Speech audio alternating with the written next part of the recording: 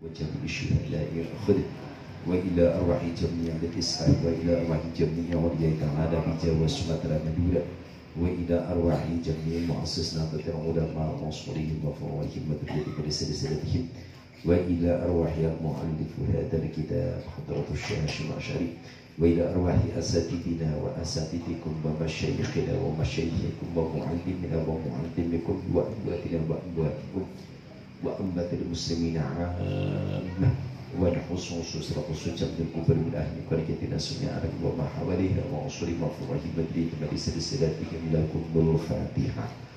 أعوذ بالله من الشيطان الرجيم. بسم الله الرحمن الرحيم. الحمد لله رب العالمين الرحمن الرحيم مالك يوم الدين. إياك نعبد وإياك نستعين اهدنا الصراط المستقيم صراط الذين أنعمت عليهم غير المغضوب عليهم ولا الضالين. رب اغفر لي ولوالدي ولجميع المؤمنين آمين يا رب العالمين. Yang kami muliakan dan kami hormati keluarga besar dari Nyai Hajah Asmarani. Seterusnya kami muliakan dan kami hormati pembina Majelis Ahbabur Rasul. Selanjutnya yang kami muliakan dan kami hormati Ketua Ranting NU Sungai Arang, Santri Tua Kasan Ali, Nenek Mama Serti Panti Tua tahu yang kami muliakan jamaah Majelis Ahbabur Rasul, Bapak dan Ibu dan dimuliakan Allah beserta dengan rekan-rekan pemain Hadrah Majelis Ahbabur Rasul Provinsi Jambi yang alhamdulillah baru tadi dapat kiriman sama-sama kita dipanggil oleh Cik Rajib. Ya kebetulan beliau sekarang berada di Madinah dan berada pasti Raudhah. Setelah di Raudhah beliau di Makom Rasulullah. Itu ada salam dari kita disampaikan dengan baginda Rasul. Dan saya yakin, Ainul yakin salam itu sampai. Dan saat ini saya yakin, Ainul yakin Rasulullah nengok kita sekali yang ada di situ. Oh salam dari umat Allah Nabi Sungai Arang itu pasti telah diabsen kalau di Rasulullah.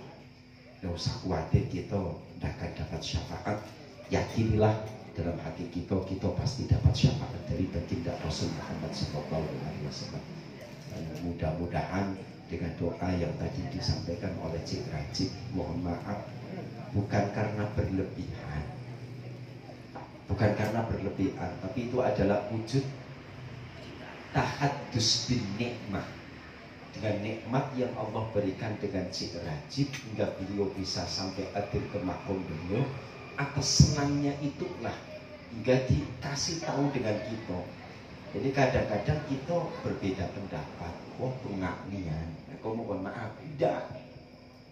Hingga kemarin saya model kayak itu ada yang menyampaikan lebih baik perbanyak tasbih, perbanyak zikir. Saya langsung jawab, semuanya yang saya kasih dengan Ustadz Solah dan dikirim sama Ustadz Solah di upload itu di luar kegiatan semuanya. Dan itu sudah saya kaji, setantang orang itu sudah saya kaji semuanya. Kecuali kalau saya lagi sholat, kemudian Allah Akbar ini loh, saya lagi sholat pamer, itu lain.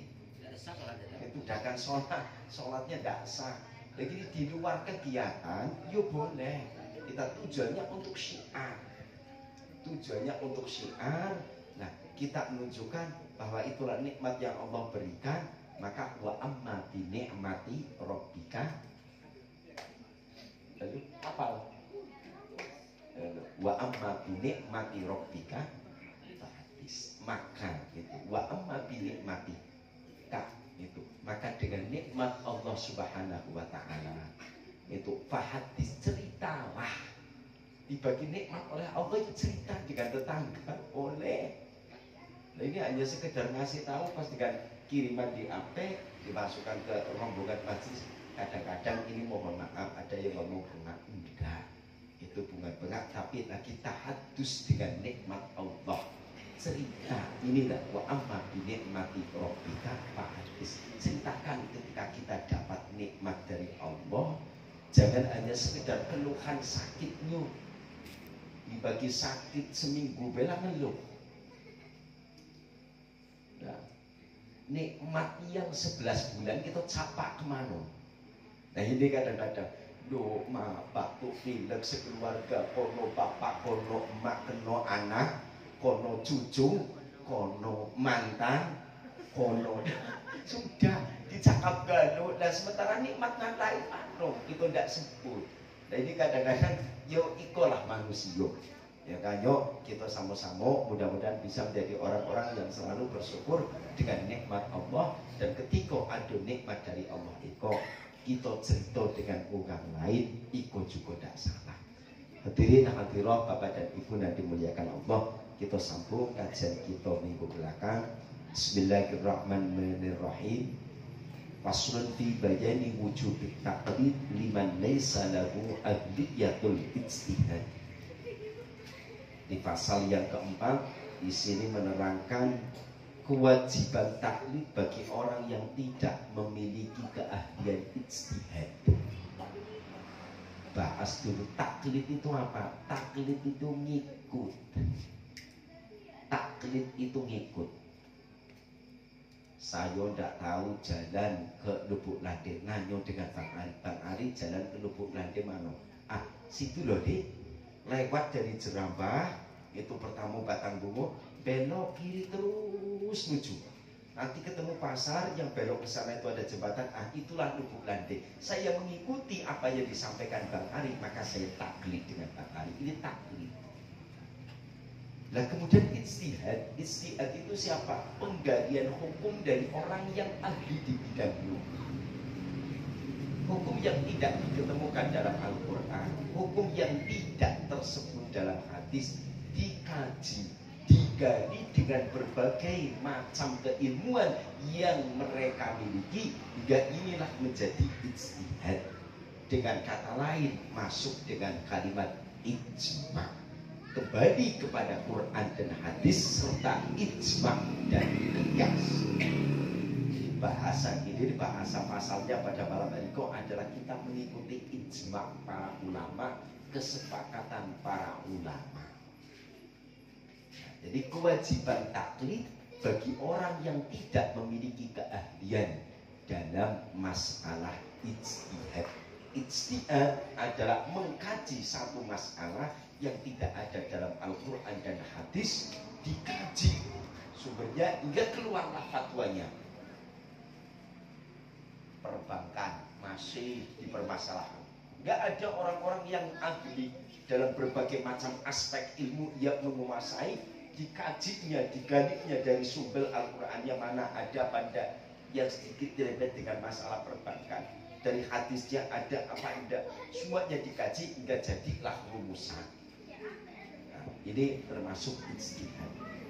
Dalam hal ini kata beliau Hadratus Syekh Hasyim Asy'ari, beliau menyampaikan yajibu 'inda jumhuril ulama'i al-muhaqqiqina 'ala kulli man laysa lahu ahliyatul ijtihad al-mutlaq wa in kana qad hasala ba'dul ulumil mu'tabarah fil ijtihadi taqlidu qawlil mujtahidin wal akhdhu bi fatwahu liyakhruja an akhdatit taqlid bitaqlidi ayyihim sya'a liqawlihi ta'ala fas'alu ahla dzikri in kuntum la ta'lamun. Dikata Allah yajibu inda jumhuril ulama, seluruh ulama, hampir ini sebagian sekelompok ulama mewajibkan kita untuk bertaklid. Itu di ulama-ulama ahli tahqiq itu yang menyatakan satu hukum yang hak, yang benar. Dan jumhur ulama menyampaikan wajib atas semua orang untuk bertaklid ala kulli man laisa lahu ahliyatul ijtihad. Untuk siapa wajib taklid? Bagi orang-orang yang tidak memiliki ahli keilmuan di bidang ijtihad, maka wajib mengikuti. Itu tadi saya contoh, saya tidak Lubuk Lande, tidak tahu tanya dengan Bang Ari, maka itu saya taklid. Dalam masalah furu'iyah, dalam masalah ibadah, dalam sesuatu hal kita tidak tahu tanya dengan ahlinya. Maka hal ini disampaikan oleh beliau, menyampaikan wal akhdhu bi fatawahu. dan mengambil fatwa-fatwa dari para ulama-ulama yang hak, ulama-ulama ahli tahqiq, liyakhruja an aghdadit taklid bi taklidi ayyihim syar'a. Kita mengikuti dalam taklid apa baik boleh. Maka dalam hal ini dikuatkan dengan firman Allah, fas'alu ahla dzikri in kuntum la ta'lamun. Bertanyalah kalian dengan orang yang tahu. In kuntum la ta'lamun, jika kita tidak tahu. Jadi tanyanya bukan dengan Mbah Google, tapi tanyanya dengan orang yang ahli di bidangnya. Ambil pelajarannya. Oh, saya tidak tahu hukum ini, tanya dengan yang tahu.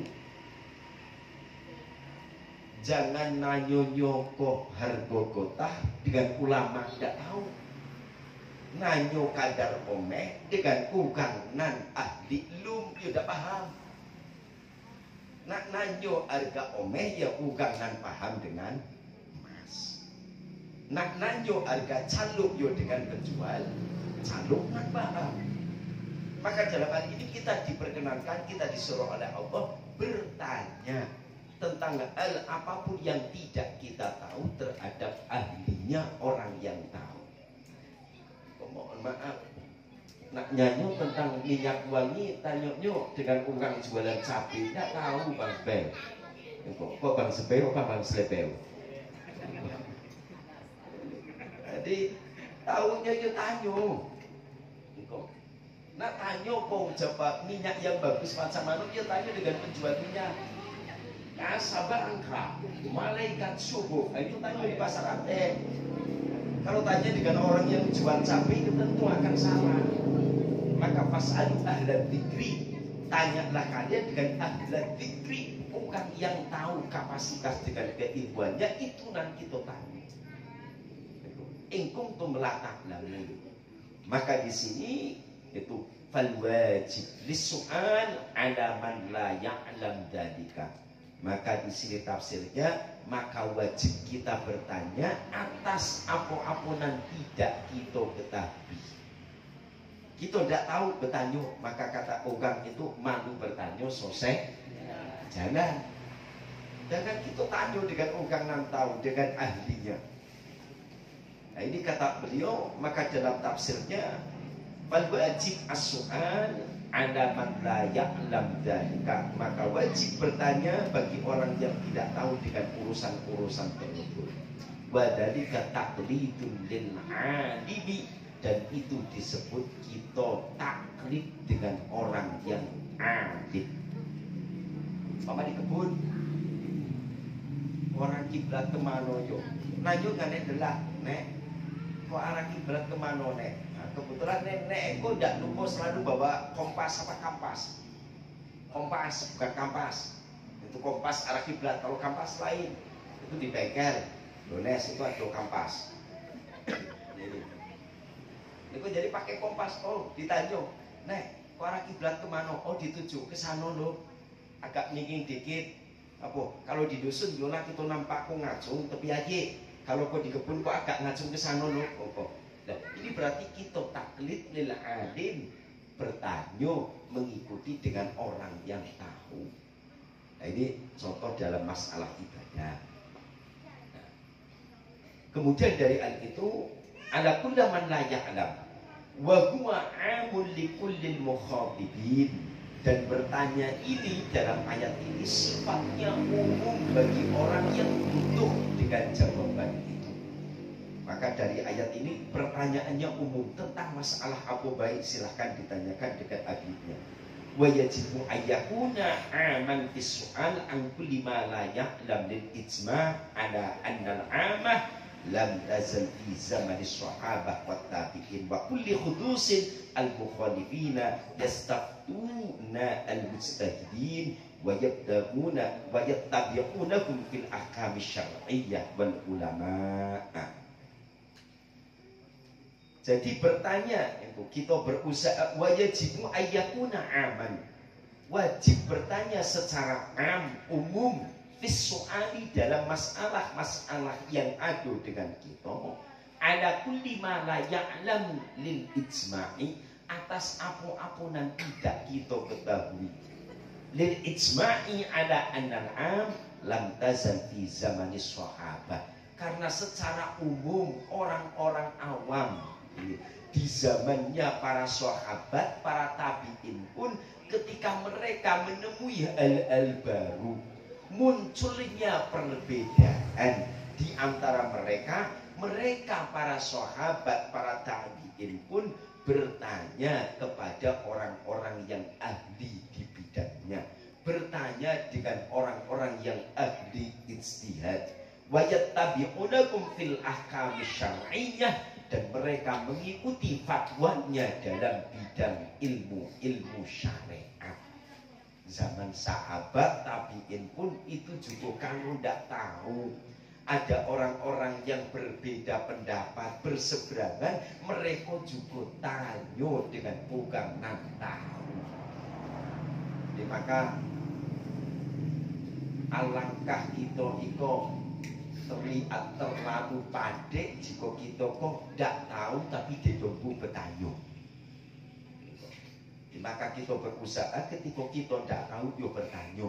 Para sahabat juga bertanya itu fil ahkam syar'iyyah wal ulama, dan mereka bertanya dengan para alim, para ulama yang ahli di bidangnya. Fa innakum yubadiruna ila al-ijabah su'alakum min ghairi isyarati ila dzikri dalil.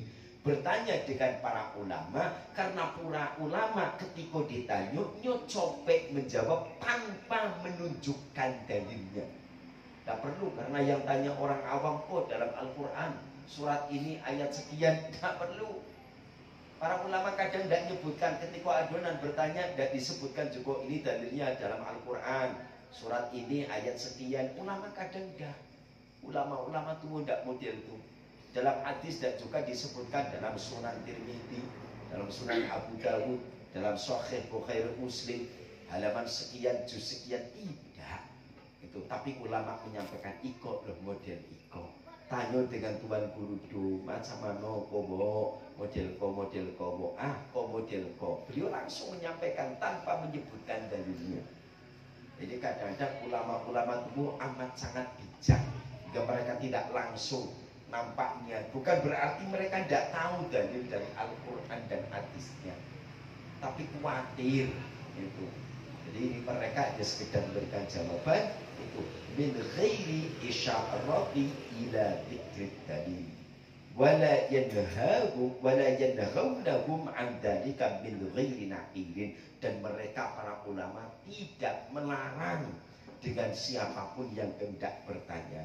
Fakana ijma'an ala tiba'il ami lil mujtahidi, maka adalah ijma' kesepakatan para ulama bagi orang-orang yang awam bertanya dengan orang-orang yang ahli di bidang keilmuannya.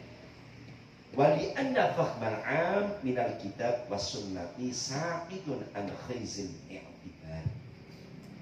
Jadi karena pemahamannya orang umum tanpa mengetahui dari kitab, ketika sudah bertanya dengan orang alim, dengan orang yang ahli ijtihad, nyutanyokan permasalahannya, ikut tidak perlu dengan kitab dan sunnah. Cukup ketika apa yang disampaikan oleh ulama, sudah kita tinggal mengikutinya. Itu jadi karena apa? Mereka sudah gugur, lepeh. Harus nak buka kitab ini, kitab itu. Illam yuwafiq ib'ama ulama'i ahlil haqqil akabir al-akhbar fa inna kulla mubtadi'in wa dhalla. Yabhamu ahkamul batilah minal kitab was sunnati wa ya'khudhu bil huma wal hal annahu la yuqda minal haqqi syai'an. Nah sekarang banyak muncul orang-orang yang ahli bid'ah. Fa inna kulla mubtadi'in, orang-orang yang ahli bid'ah itu sekarang banyak menyampaikan yuk kita kembali kepada Al-Quran dan hadis. Gak mereka menyampaikan ayat-ayat Al-Quran, mereka menyampaikan hadis hanya sekedar secara yang tertulis, hanya yang tersurat, yang tersirat tidak dikaji. Padahal mereka adalah dhalun, mereka hanya menyesatkan itu. Seakan-akan mereka ngajak, yuk kita kembali kepada Quran dan hadis. Mereka tidak paham Quran dan hadis. Ini loh dalil dari Al-Qurannya. Hanya sekedar nengok terjemahan. Terjemahan itu asal kita pergi ke toko sudah. Yang ditandatangani ini disahkan oleh beliau Kementerian Agama, sudah selesai. Jangan terima kita matang nyobai, tapi kaji juga dengan tafsirnya. Ini banyak orang-orang bermunculan, yuk kita balik ke Al-Quran dan hadis. Namun hakikatnya mereka lagi menyesatkan kita karena mereka tidak paham dengan Al-Quran dan hadis. Wala yajibu 'alal 'am iltizamu madhhabi fi kulli haditsatin. Dan tidak wajib atas orang-orang awam berpegang teguh dengan salah satu madhab baik. Ini tidak perbolehkan. Orang awam, model kita kok bukan awam, hanya berpegang teguh dengan satu madhab, tidak boleh. Tidak boleh. Walau iltazama madhaban bid'ah kama Abi Syafi'i rahimahullah ta'ala la yajibu alaihi al-istimrar bal yajuzu lahu al-intiqal ila madhhabi ghairi. Contoh umpama ada orang yang mengikuti madhab Imam Syafi'i, tidak boleh ikut terus-terusan dengan madhab Imam Syafi'i. Jika kita orang awam, tidak boleh berpegang teguh dengan madhabnya Imam Syafi'i. Tidak boleh al-istimrar terus-menerus berjalan, tidak. Tapi apa? Bal yajuzu lahu al-intiqal ila madhhabi ghairi. Boleh kalau orang awam kok sesekali pindah ke madhabnya orang lain.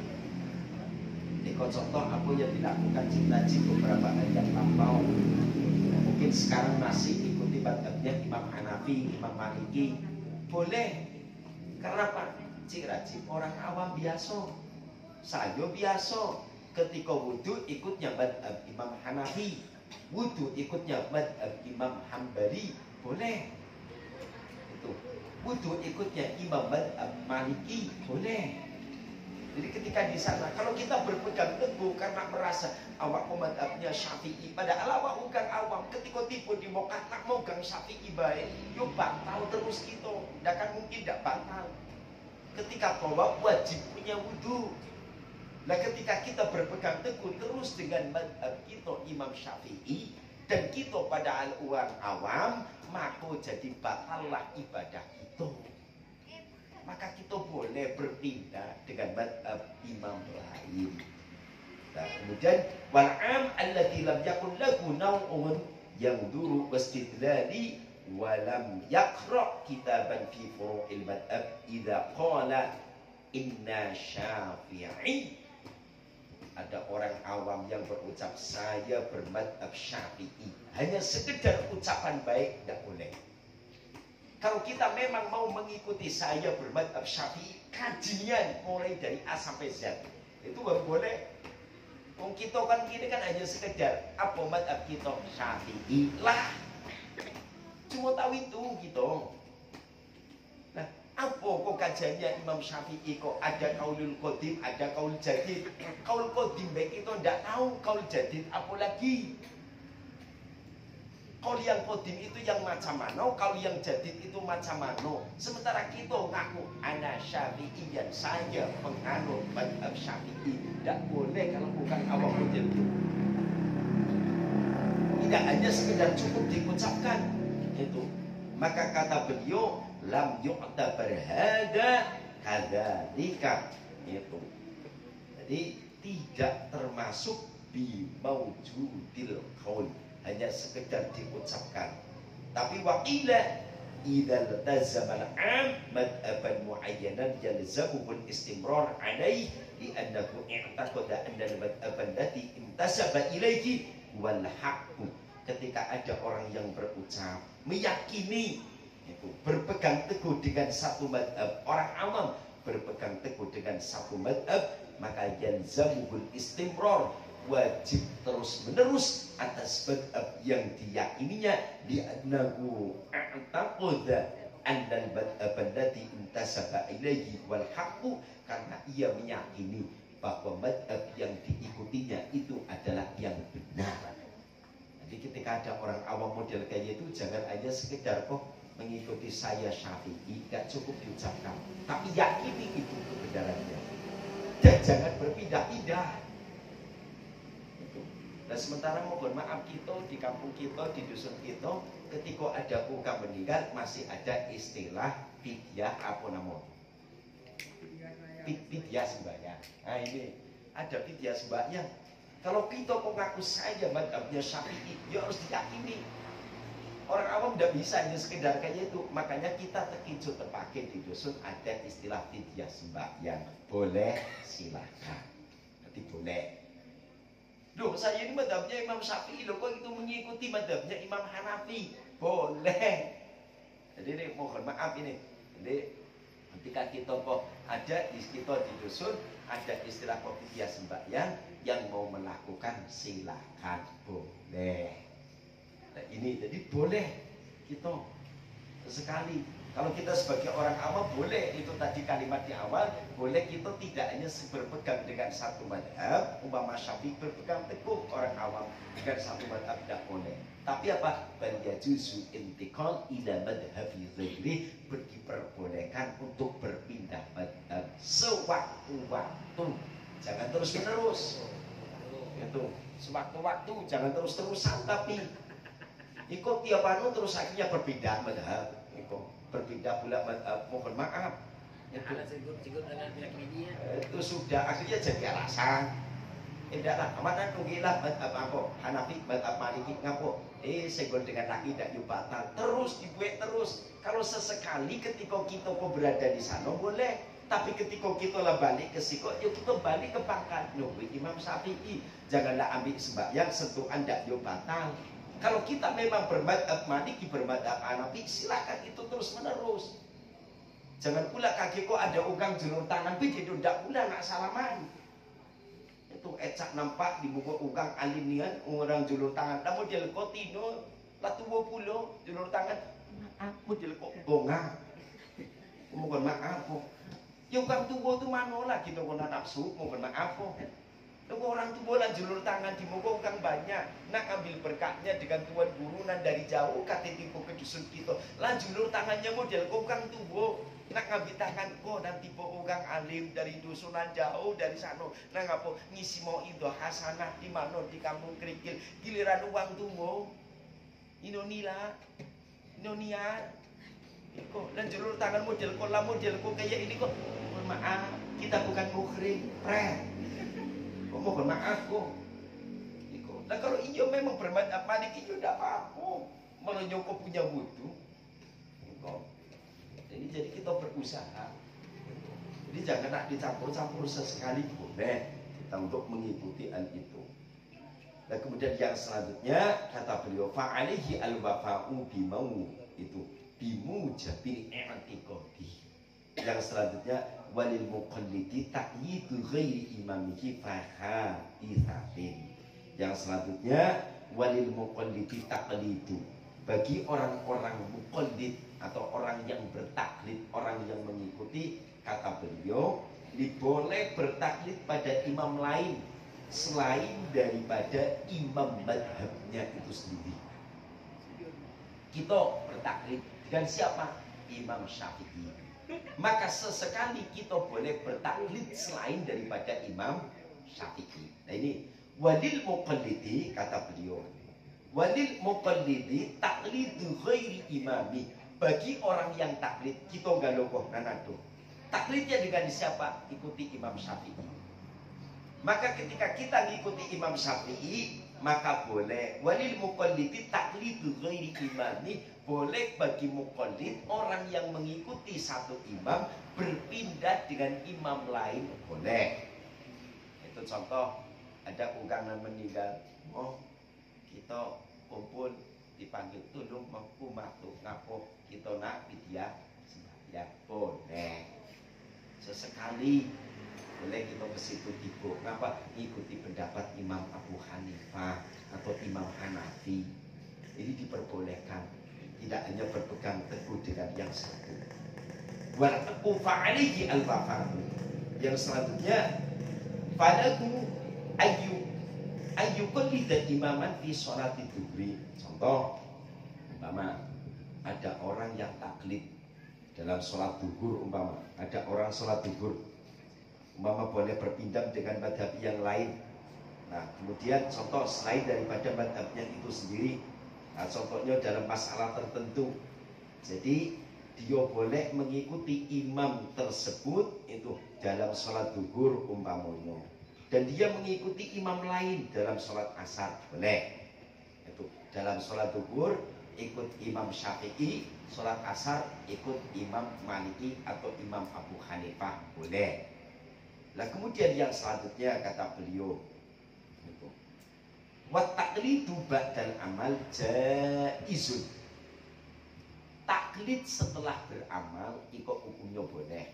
Contoh umpama model kok ada seseorang yang berusaha, dia taklid sesudah amal itu boleh dilakukan jika seseorang penganut madhab Syafi'i melaksanakan sholat yang dia kira sah sholatnya menurut imamnya. Nah kemudian ya, setelah itu dia tahu bahwa sholat itu tidak sah menurut Imam Syafi'i. Contoh bukan sholat bermadhab Syafi'i, saya sholat entah sholat duhur entah sholat asar, ya ini ikut imam madhab Syafi'i. Pas begitu lagi sholat, oh sholat awal kok sah mengikuti Imam Syafi'i. Pas begitu lagi sholat, oh apakah sholatnya pun menurut awak pun tidak sah menurut Imam Syafi'i. Kenapa? Awak pun garuk 3 kali tadi perasaan. Nah, intikal itu garuk-garuk sampai 3 kali berturut-turut membatalkan menurut madhab Imam Syafi'i. Tapi dia ketika sholat awal, Allahu Akbar, awak penduk nuri Imam Syafi'i, sholat awal pula hidup sah.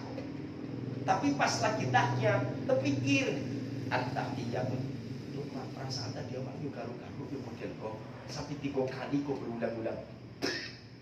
Yuk sholat awak pun tidak sah menurut madhab Imam Syafi'i. Tapi dia meyakini, kalau menurut Imam Malik tidak apa-apa. Nah ini kalau menurut Imam Malik garuk sampai 3 kali model kok tidak batalkan sholat. Eko, kita tahu dalam batinnya, maka assalamualaikum warahmatullah, assalamualaikum warahmatullah, kita cukup tidak perlu ngulang sholatnya, tidak perlu ngulang lagi. Jika kita dikit-dikit itu agak paham, ya Allah, yuk saya sholat menurut madhab Imam Syafi'i, sah kita sholat awal. Tapi pas rokaat terakhir punya pemikiran, wah yaudah sah kita sholat awal. Ngapo tadi awak nak garuk kok asiko kata lah 3 kali berulang kok kata madhab Imam Syafi'i kan kalau 3 kali gerakan berturut-turut batal sholat, batal sholatnya. Tapi nyo terpikir, tapi madhab lain kan boleh. Aduh kok madhab Imam Malik kok kita garuk kok sampai lebih 3 kali tidak apa-apa. Maka yakini itu dan kita cukup salam, setelah salam tidak perlu ulang sholat lain. Nah ini dalam kita bertaklid. Jadi intinya macam mana kita sebagai orang awam ketika kita bertaklid sesekali boleh kita berpindah dengan madhab lain, boleh. Itu tidak harus terus menerus. Dan kita sebagai orang awam tidak diperkenankan hanya sekedar menyampaikan ana syafi'iyyah, saya bermadhab Syafi'i, tanpa memperdalam apa yang disampaikan oleh Imam Syafi'i, maka tidak boleh. Maka orang awam ya justru intiqal ila madhab ghairi, boleh berpindah dengan madhab yang lain sesekali atau dalam hal yang tertentu. Hadirin wal hadirah, Bapak dan Ibu yang dimuliakan Allah, kiranya iko kajian kita malam iko itu tentang kewajiban bertaklid bagi orang yang tidak ahli dalam berijtihad. Taklid artinya nuwi orang lain. Nah sudah, itu bahasa murahnya. Taklid itu apa? Nuwi orang lain nan paham. Awak kok nuwi nyo, awak ndak tahu pergi ke jalan nak ke Bukit Lago, Cijamin ini nek wah Bukit Lago. Yo jangan awak nan di muko Cijamin jalan sosek, Cijamin nan di muko, awak nan nuwi Cijamin belakang. Loh, sayu dalam hati kok berarti taklid dengan Cijamin. Iko Jadi jangan pulau-pulau mentang kita tidak tahu jalannya, oh lah begak pulau, awak dan dimungkung. Kita guyo bertanyo. Nah, makanya kadang-kadang kalau orang bawa, mohon maaf, bawa yang lebih paham tanyo. Bapak Miko bonceng si Jamin, kok kano cik? Tak ke Bukit Rago cik, kok arahnya kemana cik? Belok kanan. Nanti Jamin ngomong, belok kiri tuh, wih apa yang dicakap si Jamin? Jangan pulau kok awak sotak, sok tahu. Jangan, itu kadang-kadang ada muncul.